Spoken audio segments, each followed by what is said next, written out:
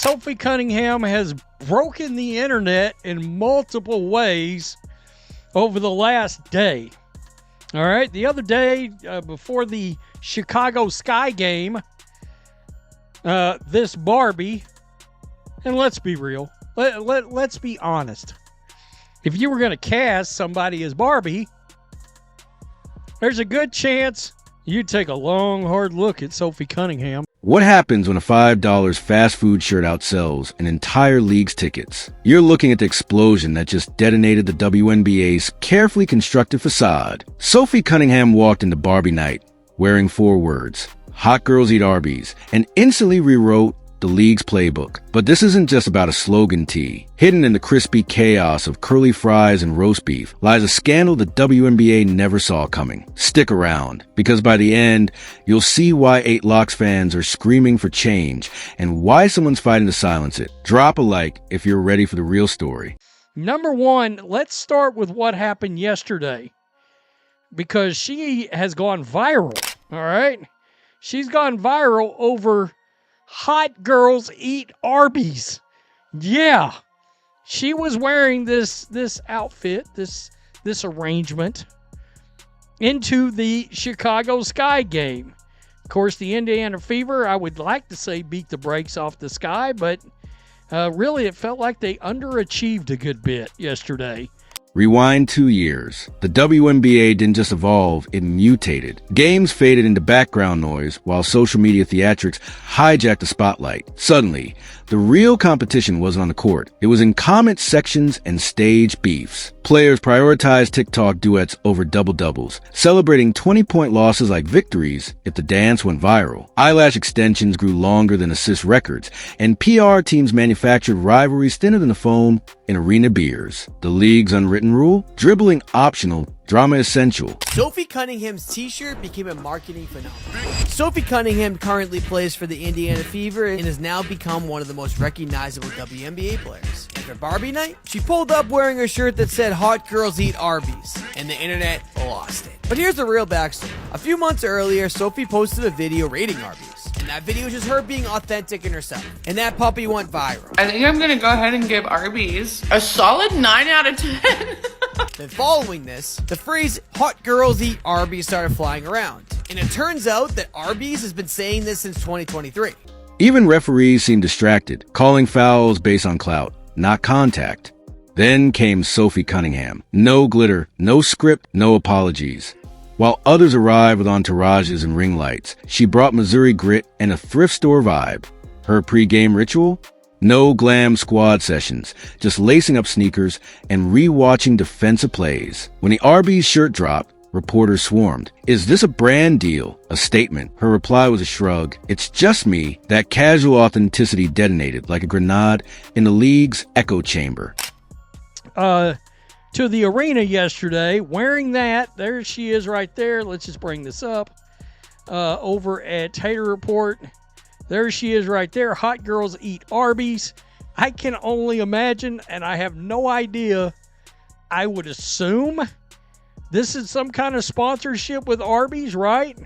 Right there. I don't know. The roast beef sandwich jokes just sort of write themselves at this point. And just like that, I want a cheddar melt. Fans weren't fooled by the glittery distractions. They saw through the smoke and mirrors, the forced rivalries, the hollow hashtags. What they craved was raw skill, not rehearsed sound bites. Sophie's refusal to play the game exposed the rot, a league so obsessed with virality. It forgot victory required actual basketball. Enter Caitlin Clark, the rookie rewriting record books while drawing target. The Phoenix Mercury game became a turning point. Second quarter, Clark drove to the basket, only to be clotheslined midair. Head slammed. I gouged, no whistle. The arena gasped, broadcaster stammered, and league frozen, as if waiting for a TikTok punchline. Then Sophie moved, not with a tweet, not with a tearful interview, with a deafening crack as she leveled the offender with a shoulder check that echoed through the rafters. And one thing I like about Sophie is that she's tough. So when Caitlin Clark last week, or not last week, a couple days ago, when Caitlin Clark got destroyed her girl Sophie came to her defense, and this was the most beast mode thing that I've seen a woman do in WNBA history. Now, Sophie, who's my one of my favorites now, she's become one of my favorite WNBA players. I'm gonna watch her too, like I watch Caitlin. Look at what she did, and people may not say that this was in response or whatever the case may be, but I feel like Sophie is like, you want to play? Ejection. Pandemonium. Overnight, petitions demanded her expulsion. Disgusting, screamed headlines. Critics painted her as a thug. But fans? They roared approval. Cunningham jerseys vanished in 3 hours, sold out faster than concert tickets. Her TikTok followers exploded from 300K to 800K, flooding comments would protect Sophie at all costs. Why? Because in a world of choreographed outrage, her fury was terrifyingly real. This wasn't performative allyship for clicks. It was bone-deep loyalty. I will say that when you are good at basketball, you're pretty, and you got grit, those three things make you bad to the bone. And I think this is one of it's new trends that's going on in the WNBA, in my personal opinion, is that not only will you be good at basketball, but you also, some of these women will look like women, right? They used to look like dudes. But now they look like beautiful women that are playing basketball. And one thing I like about Sophie is that she's tough. While others posted hollow, I stand with Caitlin graphics. Sophie threw her body into the fire. The message tore through the internet. Authenticity can't be faked. The league's puppet masters panicked. Their scripted narratives were crumbling. And one woman in a fast food tee held the hammer. Arby's didn't just sign Sophie, they crowned her. Within 48 hours, her face dominated their social feeds. Hot girls have spoken. But the genius wasn't Arby's. It was Sophie's invisible blueprint. That offhand Arby's review, filmed in her kitchen, no makeup, deliberately unpolished. The Barbie nightshirt reveal, time to drop during peak WNBA media chaos. Let's take a look, because Arby saw this and decided that it was a match made in roast beef heaven. Like, not bad. They weren't dissuaded, obviously, by the little shade that she threw at them there between enjoying her yummy sandwich, saying that she went away, she doesn't have it often for obvious reasons. Well, what are those obvious reasons, Sophie? Anyway, she is now on the Arby's payroll. While rivals rehearsed TikTok dances, Sophie studied engagement metrics and meme cycles. Her mastery? Making strategy feel spontaneous. Just being myself, she'd grin. Even as every move, from raiding curly fries to igniting a culture war, was calibrated like a chess grandmaster's gambit. The fallout was catastrophic for the old guard. Sophie's merch outsold all-star jerseys, proving fans would rally behind substance over spectacle. Arby's sales spiked 22%, a corporate jackpot born from one athlete's refusal to wear a mask. Meanwhile, the league's marketable stars scrambled.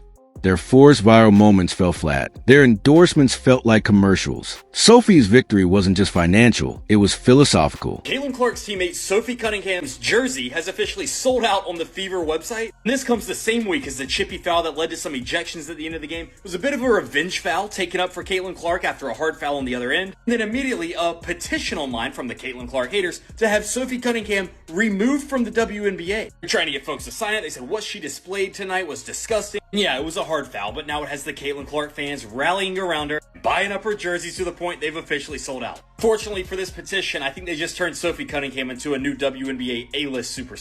She exposed the WNBA's Faustian bargain, trading integrity for Instagram likes. Now, every player faces a choice. Keep dancing for algorithms, or bet on the power of showing up real. The lesson? You don't need drama to dominate. Just a jump shot, a brain, and the guts to wear a $12 fast food shirt like it's battle armor. The petition materialized like a digital lightning bolt. Remove Sophie Cunningham. Overnight, it amassed over 500 signatures, a mix of outrage, performative activism, and trolling chaos. Accusations ricocheted across social media. She's violent, a disgrace to the league. But peel back the layers, and the fury revealed something far uglier than basketball criticism. This wasn't about a single hard foul. It was a panic attack. Fear that Sophie's unfiltered authenticity, her Missouri-bred refusal to wear a mask, was eclipsing the league's meticulously manufactured stars. We know somebody that has gotten ridiculously popular this year with the Indiana Fever. I made a prediction that she was going to be the second most popular player on this team by the end of the year. And then, of course, there was the big incident during the Connecticut Sun game. And by the end of that game, she was known as Caitlin Clark's enforcer, right? The one that's got her back. At times, it feels like the only one that's got her back, if I'm being quite honest. Fear that fans would trade scripted TikTok melodramas for the raw adrenaline of loyalty and roast beef. Even Angel Reese, the queen of viral taunts and choreographed swagger, stayed uncharacteristically silent. Why? Because Sophie's meteoric rise had exposed the WNBA's most inconvenient truth. For years, the league had sidelined elite black athletes who refused to play the drama game. Players like Aya Wilson and Breanna Stewart, dominant championship-winning legends, were labeled too boring for algorithms, their brilliance drowned out by the noise of forced rivalries and locker room confessionals. Sophie's Arby shirt became a battle flag for every athlete tired of performing. The backlash didn't just fail, it detonated in the architects' faces. The petition, intended to exile her, instead minted her as an icon. Fans dissected its hypocrisy. How could a league ignoring dangerous fouls against Caitlin Clark suddenly moralize about safety? How could a player defending her teammate, a move celebrated in the NBA for decades, be branded a villain? The petition's comments section became a war zone. Supporters of Sophie hijacked it. I signed this so I could comment, "This petition is trash." And Sophie took a stand when the refs wouldn't. Detractors, meanwhile, revealed their bias. Since the thug Caitlin Clark came in, the WNBA's culture is ruined. One signer ranted, weaponizing coded language that underscored the racial undertones festering beneath the surface. Sophie's crime wasn't aggression. It was audacity. Audacity to call out the league's expansion choices. Detroit? Really? Without a PR filter. Audacity to turn a fast food tea into $1 million endorsement while others beg for sponsors. Audacity to prioritize real camaraderie over curated cliques. And the league's reaction? A deafening void. No official defense of Sophie. No acknowledgement of the petition's toxic origins. Just silence. Proof that the machinery preferred puppets to profits. But the fans revolted. Cunningham's jersey sold out faster than concert tickets. Arby's sales spiked 22%. Their Hot Girls Eat Arby's campaign now synonymous with her unapologetic brand. Her TikTok followers ballooned to 1.1 million, a grassroots army voting with clicks and credit cards. This wasn't fandom, it was a mutiny against a broken system. The petition's 500 signatures seemed pathetic against 800,000 shirts sold, a numeric slap to the face of the old guard. Underneath the chaos, Sophie's real sin crystallized. She exposed the league's hierarchy. Stars anointed by viral moments and reality TV antics suddenly looked expendable next to her tangible impact. Her $2 million net worth, forged from endorsements like Adidas and Ring, not league handouts, proved authenticity paid better than theatrics. And the silence from peers like Reese? Strategic. To engage would mean validating Sophie's power, and admitting their own brands thrive on the very circus Sophie refused to join. The petition's ultimate legacy? It didn't break Sophie. It broke the narrative. Fans finally saw the machinery, the double standards, the racialized critiques, the desperation control rising stars. Sophie's Arby shirt, once a joke, now symbolized resistance. And as the counter-petition gained traction, it screamed a truth the league couldn't silence. In a battle between authenticity and performance, the hot girls and the fans had already chosen. The WNBA stands on a razor's edge. Ticket sales have exploded 300% because of Caitlin Clark. Sophie Cunningham's jersey prints money faster than the league's merch machines can stitch fabric. Social media buzz hits historic highs. Yet behind closed doors, executives are sweating through bespoke suits. Why? Because for the first time, they're facing a revolution they didn't create and can't control. Sophie, Clark, Aaliyah Boston, these women aren't just playing basketball. They're dismantling the league's decade-old playbook with every unscripted moment, every genuine reaction, every time they choose sweat over swagger. The panic behind the curtain. Walk into league headquarters today, and you'd smell fear. Consultants scramble to monetize the Sophie phenomenon. Data teams dissect Arby's campaign metrics like ancient scrolls. Marketing VPs scream about lost narrative control. Why the chaos? Because the old formula, manufactured rivalries, TikTok choreography, and trauma-dumping confessionals is bleeding out. Last week's viral feud between two all-stars garnered 200K views. Sophie's tweet about extra curly fries hit 2.7 million. The math is merciless. Authenticity earns 13x the engagement of stage drama. The league's desperation shows. They greenlit a cringy locker room reality series after Sophie's rise, forcing players to film fake arguments and vulnerable moments. It flopped. Viewers called it WNBA Kardashians and basketball-themed soap opera. Even the players hated it. We're athletes, not actors, grumbled one all-star anonymously. But the league thinks crying equals cash. The substance revolution. Meanwhile, the unmarketable trio of Sophie, Clark, and Boston dominate without a single script. Sophie's $12 t-shirt economy. Her Arby's collab generated more revenue than 5 teams' combined merch last quarter. Clark's silent impact. She broke attendance records in 12 cities while giving 0 viral interviews. Her post-game quotes? We executed plays. On to the next. Boston's quiet dominance. She dropped 30 points against New York without a single TikTok, then donated her jersey to a girls' AU team. Their strategy is radical simplicity. Let basketball speak. No PR teams crafting personas. No agents staging paparazzi shots. Clark's idea of brand building is signing autographs for 90 minutes after losses. Sophie's content calendar is tweeting sandwich ratings, yet they're swallowing the spotlight whole because fans are starved for substance. The old guard's last stand.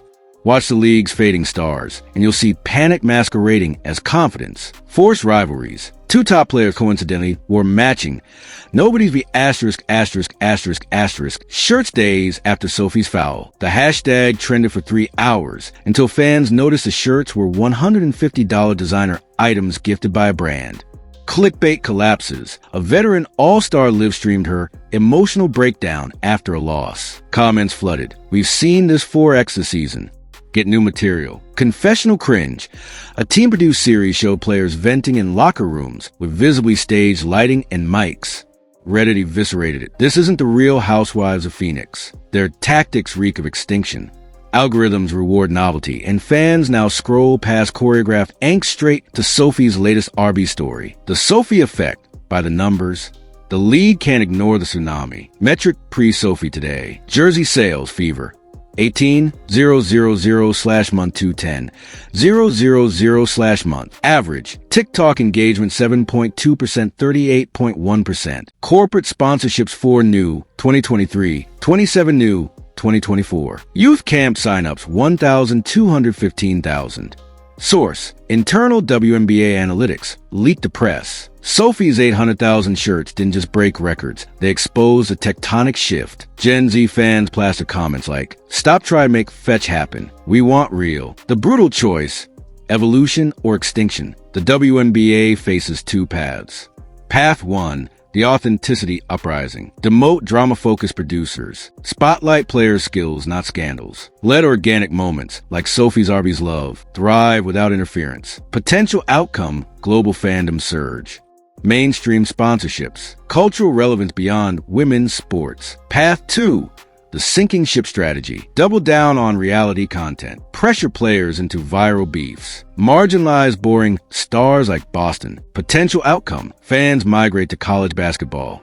Corporate partners flee. The league becomes a parody. The stakes: more than a game. This isn't about sports. It's about cultural credibility. The WNBA spent 25 years begging for respect. Now that it's here, via Clark's gravity-defying passes and Sophie's roast beef rebellion, the league risks strangling it with staged chaos. Players whisper about Sophie's shadow, the fear that authenticity will make their performative brand obsolete. One exec put it bluntly in a leaked Slack. Do we back Sophie's realness and risk losing control?